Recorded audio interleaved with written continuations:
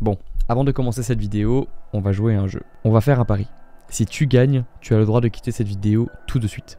Et si je gagne, tu dois attendre quelques minutes et m'écouter encore un petit peu. Je parie que tu fais partie d'au moins une de ces trois catégories. Catégorie numéro 1, tu viens de vivre un événement auquel tu ne t'attendais pas et qui a créé pas mal d'insécurité dans ta vie. Catégorie numéro 2, il y a un décalage entre la personne que tu es et la personne que tu aimerais devenir. Et catégorie numéro 3, tu n'as aucun problème particulier, mais simplement tu as beaucoup de temps devant toi et tu ne sais pas comment l'utiliser.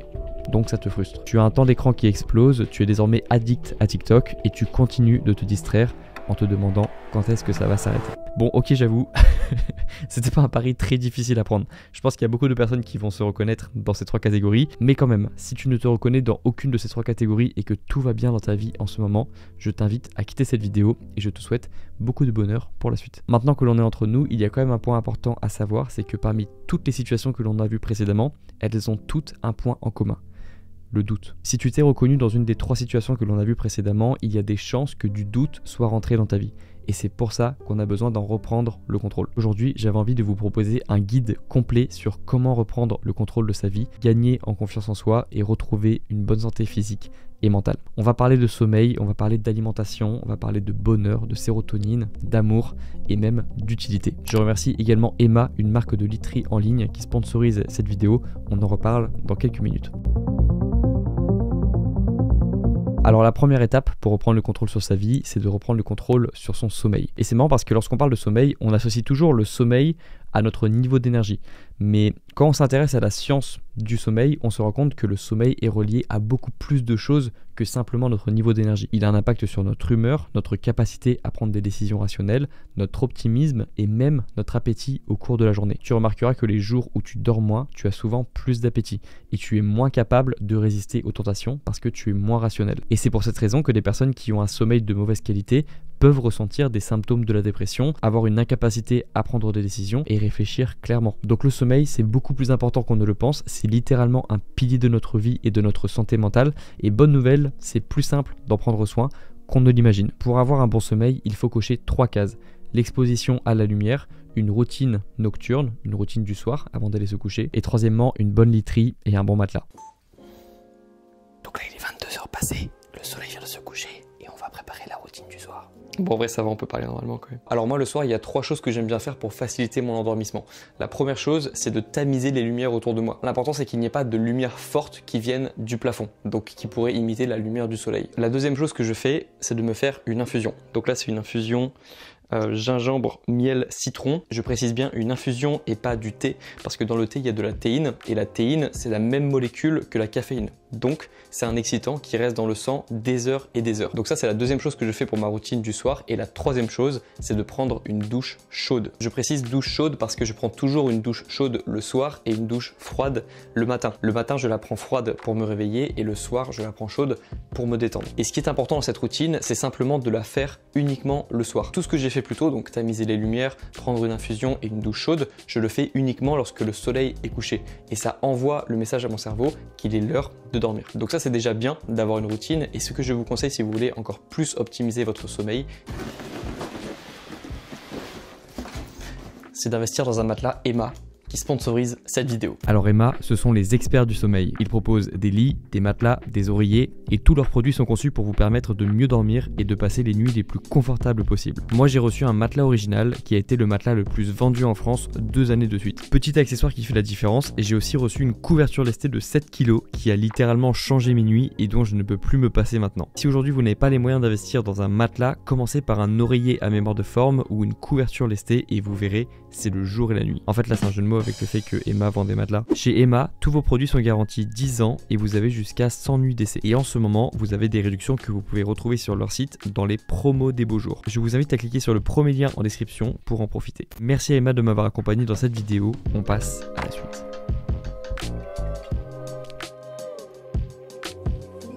Ce qu'il faut savoir, c'est qu'on a tous un rythme circadien, c'est-à-dire une horloge biologique, et donc pour nous, humains, il est favorable de faire certaines actions à certains moments de la journée. Et une des actions clés pour avoir un bon endormissement le soir, c'est de s'exposer à la lumière du jour dès le matin. So when you get up in the morning, you really want to get bright light into your eyes because it does 2 things.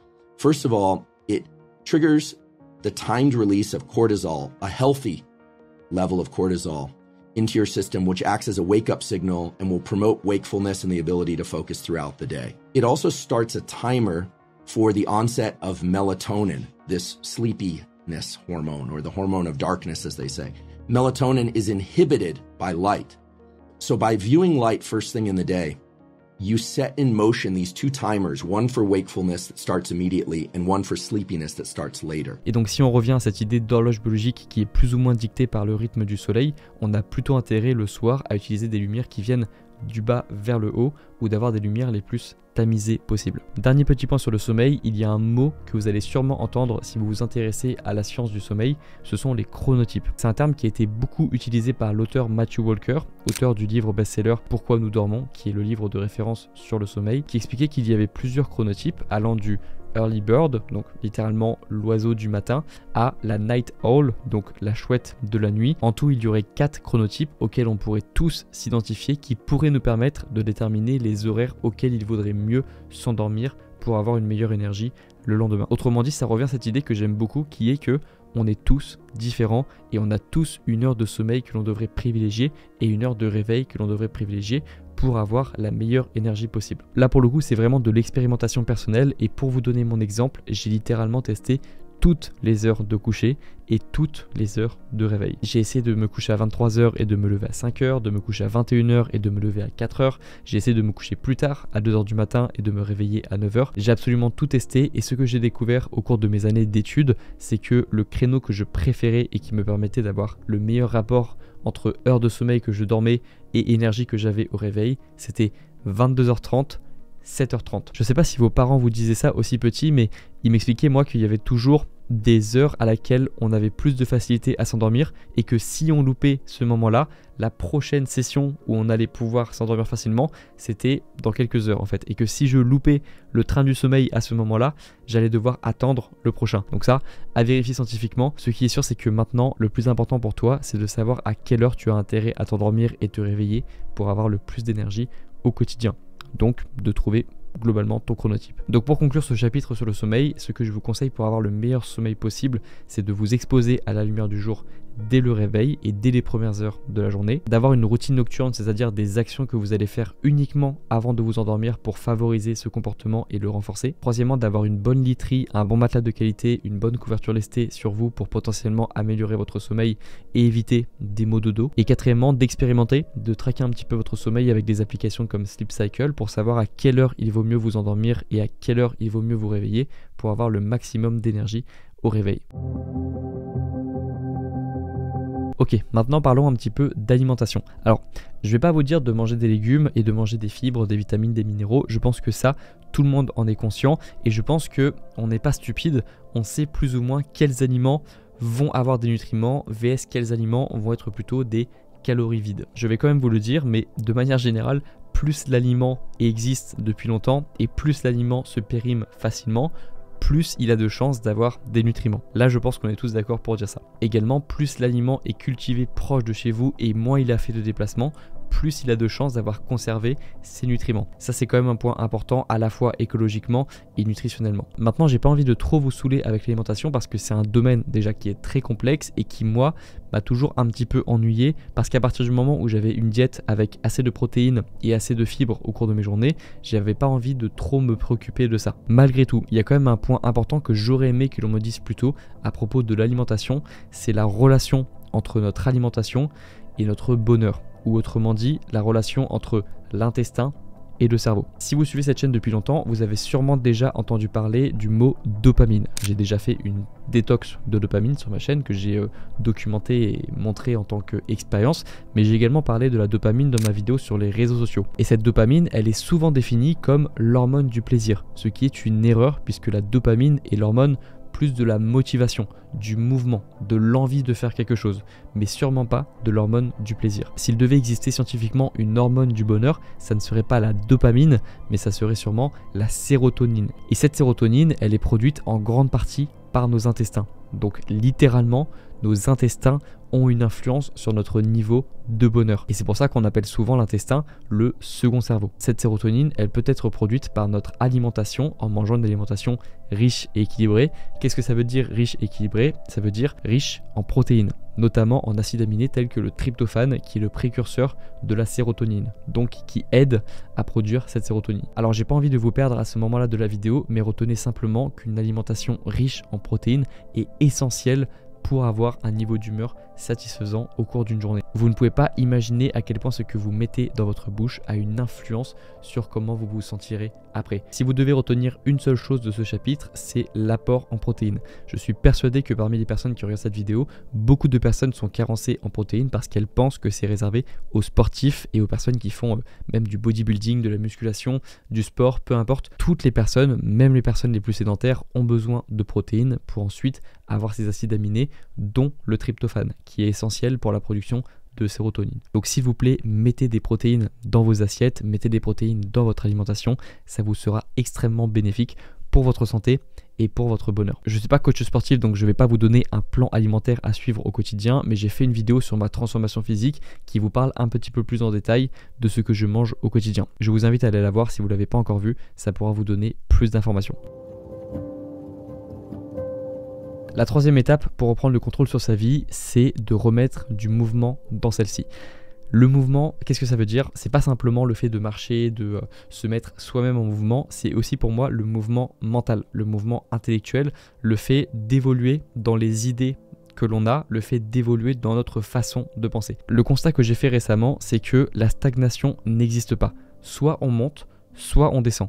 Peu importe la vitesse à laquelle on le fait, on ne stagne réellement jamais. Et ce constat, il se fait dans tous les domaines, que ce soit le domaine économique où le marché global grandit d'environ 8% par an depuis des années, ou que ce soit dans des domaines plus naturels comme la nature humaine ou la nature autour de nous. Rien ne stagne, rien ne se perd, tout se transforme et tout est toujours en mouvement. Donc tout ça pour dire que on a besoin de mouvement. On a besoin de se sentir en action et on a besoin d'avoir l'impression d'utiliser nos ressources, que ce soit les ressources mentales ou physiques. Et c'est pour ça que dans toutes les phases difficiles de ma vie, dans toutes ces phases-là où je n'avais plus forcément envie de voir les personnes autour de moi, que je sentais que je commençais à avoir ces symptômes de vouloir rester chez moi, voir le moins de personnes, que je commençais à avoir cette petite voix qui me murmure simplement des mauvaises choses, qui m'éloigne des bonnes choses et qui me donne envie de faire ces choses-là que je vais regretter ensuite. À chaque fois que je me retrouvais dans cette situation, je me forçais à sortir de chez moi et à me mettre en mouvement. Je parle même pas de faire une séance de sport ou de courir 10 km, je parle simplement de mettre mes chaussures, de me forcer à sortir de chez moi et d'aller faire une petite balade. Et si on revient à une vision plus globale de ta vie en ce moment, si en ce moment tu n'as pas l'impression d'avoir du contrôle dans ta vie ou que tu es déçu de la trajectoire de ta vie actuellement, c'est sûrement parce que tu ne te sens pas en mouvement dans ta vie. Et si on revient aux trois domaines fondamentaux que sont les finances, les relations et ton épanouissement personnel, si tu n'es pas en mouvement dans ces trois domaines, il y a de grandes chances que tu sois aujourd'hui déprimé ou même en dépression. Évidemment, ça c'est une vision très catégorique. Les finances, les relations, l'épanouissement personnel, il y a aussi plein d'événements, notamment des événements de l'enfance qui reviennent dans la vie de quelqu'un, qui peuvent causer une déprime ou une dépression. Là, ça reste une approche catégorique, mais c'est quand même important d'en avoir une pour éviter d'avoir le sentiment d'être déprimé dans sa vie sans savoir vers quoi agir et dans quelle catégorie essayer de s'améliorer et donc de se mettre en mouvement. Et ça, c'est un point important que je voulais aborder dans cette vidéo, c'est que toute forme de mouvement est bonne à prendre. À partir du moment où tu es en mouvement, sois fier de toi. Parce que il y a trop de fois dans nos vies où on peut avoir le sentiment que ça aurait été mieux de ne rien faire. Parce que à partir du moment où on prend une action ou qu'on commence à faire la première étape de quelque chose, on se retrouve à un résultat inférieur que si on n'avait rien fait. Par exemple, tu as une vie sentimentale qui est inexistante depuis quelques années, tu essayes de reprendre contact avec une personne de ton passé ou tu essaies de rencontrer une nouvelle personne et ce date se passe mal ou n'aboutit pas à quelque chose que tu aurais voulu, n'aboutit pas au résultat que tu cherchais. Évidemment, si c'est une situation qui t'est déjà arrivée, tu sais que c'est quelque chose de frustrant et que parfois on peut se dire que c'est plus simple de ne pas agir, mais je pense que tu devrais ériger dans tes principes de vie celui que le mouvement est fondamental. Évidemment, lorsque tu vas recommencer à te mettre en mouvement, tu vas faire face à énormément de résistance, bien plus que les semaines qui vont suivre. C'est toujours les premiers efforts les plus difficiles à mettre en place. Mais si tu arrives à faire face à cette première période de turbulence, lorsque tu commences à te remettre en mouvement dans un des domaines les plus importants de ta vie, je peux t'assurer que tu seras fier d'avoir continué et qu'à partir du moment où tu seras en mouvement, tu te sentiras bien. Le plus dur, c'est simplement de se dire qu'on pourrait se mettre en mouvement et de ne pas se voir le faire. N'oublie pas, et c'est un des principes du stoïcisme, que l'on souffre plus de notre imagination que de la réalité, et qu'à partir du moment où tu te seras mis en mouvement, et donc que tu seras entré dans la réalité, que tu seras sorti de ton imagination, les choses seront plus simple. Je te promets que les choses que tu as besoin de faire maintenant sont moins dures à faire que ce que tu imagines et qu'à partir du moment où tu auras commencé à faire cette chose et à te mettre en mouvement, ta vie te paraîtra plus simple et tu seras plus fier de toi. La quatrième étape pour reprendre le contrôle de sa vie, c'est de rajouter de l'amour dans sa vie. Nous, les personnes qui regardons cette vidéo, et moi y compris, on a besoin de plus d'amour dans notre vie. Et quand je parle d'amour, ça ne veut pas forcément dire l'amour que l'on va avoir envers quelqu'un ou l'amour que quelqu'un va avoir envers nous. Je prends aussi en compte dans ma définition de l'amour que l'on se porte à soi-même, mais également l'amour que l'on va porter à un travail, à une tâche, à une passion. Pourquoi je dis qu'on a besoin de plus d'amour dans notre vie? C'est parce que littéralement, l'amour donne la saveur aux choses que l'on fait. Ce que je veux dire, c'est qu'une personne peut faire la même action qu'une autre, mais ressentir beaucoup plus de choses qu'une autre à partir du moment où il y a de l'amour dans cette action. Maintenant, qu'est-ce que l'amour vient faire dans une vidéo sur comment reprendre le contrôle de sa vie? En fait, ce que j'ai remarqué, c'est que dans les périodes les plus difficiles de ma vie, les périodes où j'étais le plus déprimé ou le plus énervé, j'avais l'impression d'être énervé contre le monde entier. Et c'est d'ailleurs dans ces phases-là où j'ai appris que j'étais déprimé, parce que lorsque je suis déprimé, je suis énervé contre tout le monde. Alors que lorsque je suis simplement énervé, je suis énervé par une chose en particulier, par une personne en particulier ou par un événement en particulier. Mais je sais que dans les phases les plus difficiles de ma vie, j'ai le sentiment d'être énervé contre tout le monde sans savoir pourquoi j'ai ce sentiment. Autrement dit, lorsque ma colère est spécifique, c'est une période normale. Je suis juste en colère, comme une personne à qui il est arrivé quelque chose d'énervant. Et lorsque la colère devient généralisée, à ce moment-là, c'est peut-être que je suis dans une période plus difficile de ma vie et que j'ai besoin de reprendre le contrôle sur mes émotions pour ensuite reprendre le contrôle sur ma vie. Et il y a une phrase que j'aime beaucoup qui m'a aidé à régler ces problèmes de colère que je pouvais avoir avant, qui est que tu ne peux pas à la fois comprendre une personne et la détester. Mais, parce qu'il y a un mais, l'erreur que font beaucoup de personnes à mon sens, c'est de ne penser qu'il n'y a qu'une seule forme d'amour, l'amour de quelqu'un d'autre envers nous, donc une validation extérieure. Alors que selon moi, il y a également les deux autres formes d'amour dont on parle un petit peu moins. L'amour que l'on se porte envers soi-même et l'amour que l'on va porter à une activité, à quelque chose ou à quelqu'un d'autre, que nous on va donner à quelqu'un d'autre. Et donc un conseil que je peux te donner aujourd'hui, c'est que si tu n'es pas prêt à entrer dans une nouvelle relation avec quelqu'un d'autre, n'oublie pas qu'il y a différentes façons de recevoir de l'amour et de donner de l'amour que de rentrer dans une relation amoureuse avec une personne. Tu peux apprendre à t'aimer toi-même, même si ça ne vaudra pas une validation extérieure en plus de cette validation intérieure, et tu peux quasiment tomber amoureux d'une activité, d'un sport qui va devenir ensuite ta passion. Et donc pour conclure ce chapitre sur l'amour, si aujourd'hui tu as déjà un bon sommeil, une bonne alimentation et que tu es déjà en mouvement dans les domaines importants de ta vie et que tu as toujours un manque, cherche du côté de l'amour et ne cherche pas uniquement l'amour dans les relations. Et donc ça passe soit par la curiosité pour les activités, soit par la compréhension pour les personnes. Maintenant que j'ai dit ça, on va passer à un autre chapitre important pour reprendre le contrôle de sa vie, celui de l'utilité.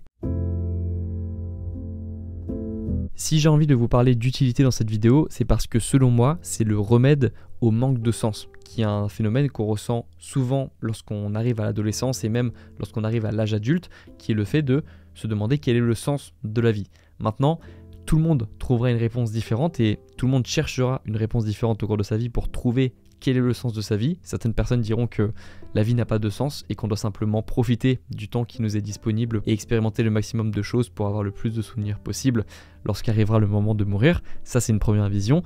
Des personnes diront que le plus important, c'est d'avoir des responsabilités et de faire quelque chose de son temps pour ensuite pouvoir dire qu'on a aidé une cause, qu'on a aidé une personne, qu'on a fondé une famille, etc. Bref, tout le monde trouvera une raison de justifier la manière dont on a utilisé notre temps. Maintenant, quelle que soit la vision que l'on va adopter, il y a quand même un point fondamental qui est que on a besoin, en tant qu'humain, de se sentir utile. C'est ce qui nous a permis d'évoluer en tant qu'humain, c'est ce qui nous a permis de nous reproduire en tant qu'humain, et beaucoup de critères qui vont favoriser le fait qu'une personne transmettra ses gènes sont liés à sa capacité à faire des choses, à être utile et à apporter des ressources. Donc l'utilité est associée à l'évolution et à la reproduction. Donc évidemment qu'un humain, même aujourd'hui, alors qu'on vit plus dans une société complètement naturelle, aura le sentiment de manquer de sens s'il ne se sent pas utile dans sa vie. Et donc il y a de grandes chances que si aujourd'hui tu passes dans une phase difficile, tu sentes un manque d'utilité, que tu sentes que tu n'es pas utile à toi-même, ni à ta famille, ni à ta communauté. Autrement dit, il est très difficile d'être déprimé dans sa vie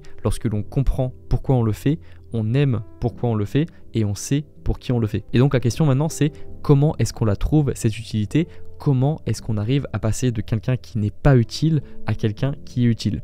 Et ma réponse, elle est simple, elle se trouve dans les compétences. Et là je sais que le mot compétence on l'utilise beaucoup dans le monde du développement personnel et qu'on entend beaucoup et je l'ai dit moi-même d'ailleurs, d'augmenter ses compétences, d'avoir plus de choses à apporter à la société, d'avoir de la valeur à ajouter à la société, mais en réalité c'est ça une compétence, c'est d'avoir quelque chose que tu peux apporter à un autre humain, donc apporter de la valeur aux autres. Et donc là j'ai 2 conseils à te donner sur la compétence. Le premier, évidemment tu t'en doutes, c'est de devenir le plus compétent possible, de devenir la plus compétente possible, parce que c'est de cette compétence que va naître ta confiance en toi. C'est en faisant des choses que tu ne te pensais pas capable de faire que tu vas gagner petit à petit en confiance en toi et que tu vas être de plus en plus utile à la société. Donc ça c'est bien pour toi, c'est bien pour ta confiance en toi, mais c'est aussi bien pour la société et le travail que tu pourras faire plus tard, car plus tu es compétent, plus tu as de chances d'avoir un poste à haute responsabilité et plus tu auras de chances d'avoir des finances en bonne santé. Donc d'avoir un bon salaire et de faire concrètement quelque chose qui a du sens pour toi et qui est valorisé socialement. Maintenant, comment est-ce qu'on fait pour avoir plus de compétences? C'est simple. On choisit un domaine dans lequel on veut devenir compétent, on regarde s'il existe des méthodes pour devenir plus compétent que les autres, plus rapidement que les autres, en apprenant de personnes plus expérimentées que les autres, et enfin on applique les méthodes. On suit le parcours des personnes qui ont déjà appris plus que nous, qui ont plus d'expérience que nous, pour ensuite potentiellement créer nos propres méthodes en nous basant sur les méthodes traditionnelles, les méthodes qui ont déjà fait leurs preuves. Concrètement, tu vas te rendre compte que peu importe le domaine dans lequel tu veux t'améliorer, il y a sûrement déjà des personnes qui ont fait cette chose à haut niveau ou qui l'ont fait depuis de nombreuses années et qui auront sûrement des conseils à t'apporter dans un podcast, un livre, une vidéo, une conférence, bref, un contenu quelque part sur internet qui va te permettre de t'améliorer et d'apprendre des enseignements des autres. Par exemple, il y a quelques années, j'étais encore étudiant en droit et je ne voulais pas devenir youtubeur à ce moment-là.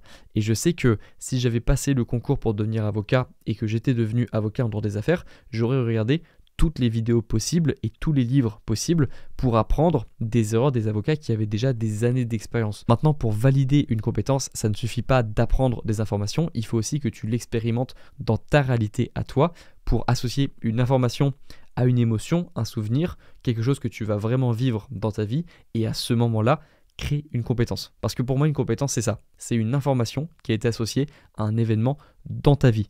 Pas seulement une information que tu as lue quelque part dans un livre. Mais le principe, c'est toujours le même. Une compétence, c'est simplement des actions que tu vas répéter jusqu'à être suffisamment confiant que tu es capable de faire quelque chose. Il y a aussi quelque chose d'important sur les compétences que peu de personnes disent, je trouve, c'est que parfois, pour trouver ces compétences, il faut être un petit peu égoïste et chercher à faire ce que l'on fait bien depuis que l'on est petit ou que l'on a l'impression que l'on pourrait faire mieux que les autres et capitaliser à fond sur ça, sur ses talents, sur ce qu'on pense être capable de faire bien et de le faire de plus en plus, mais de manière purement égoïste, sans se dire que l'on va aider les autres à faire ça ensuite, sans se dire qu'on va aider le monde par cette compétence. Ça pour moi c'est un petit peu le chemin de l'artiste qui sans forcément vouloir changer le monde va commencer à chanter purement parce qu'il aime chanter ou commencer à composer des musiques ou écrire des scénarios simplement parce qu'il aime le faire par la passion de l'action, mais qui va ensuite tellement le faire par passion qu'il va avoir un talent qui pourra apporter de la valeur aux autres ou alors par les émotions qu'il va procurer au public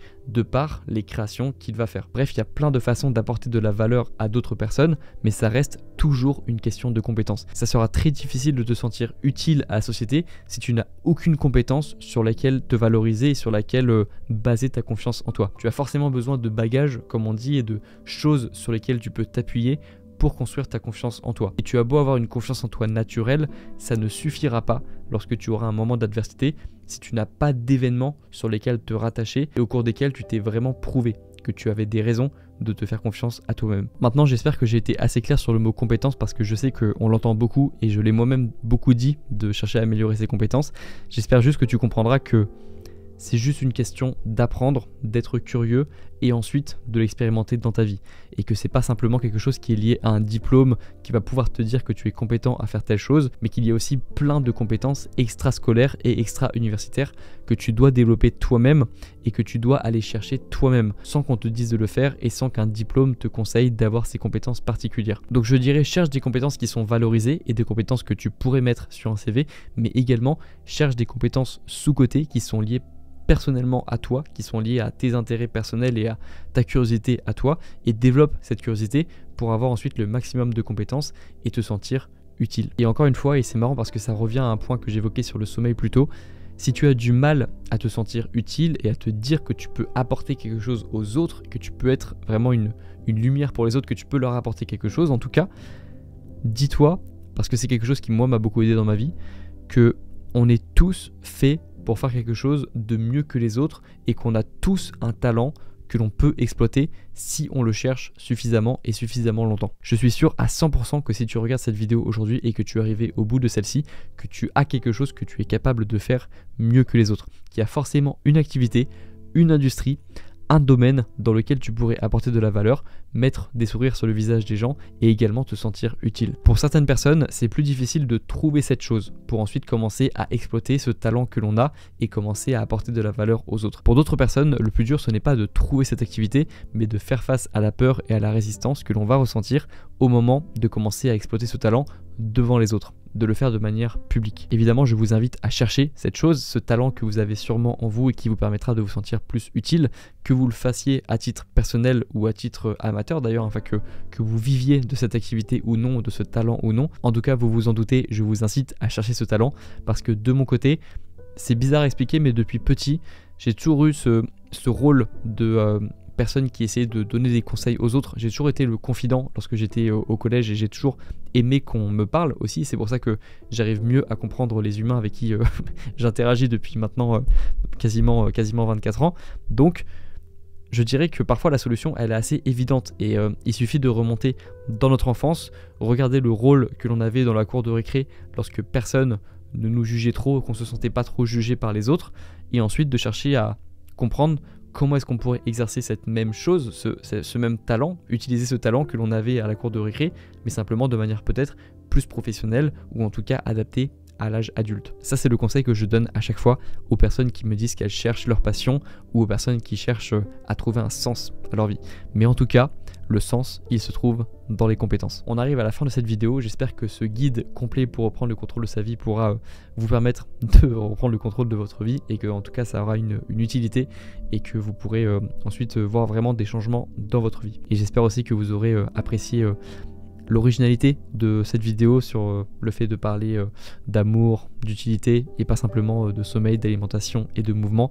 En tout cas, c'était le but de cette vidéo, d'avoir un impact. Je la pose ici, je vous la donne, vous en faites ce que vous voulez et j'espère qu'elle vous servira dans votre vie et que vous pourrez me dire dans quelques mois que cette vidéo a eu un impact. On arrive à la fin de cette vidéo, j'espère qu'elle vous aura plu et encore merci à Emma de l'avoir sponsorisée. Je vous invite à passer par le premier lien en description pour découvrir leurs produits.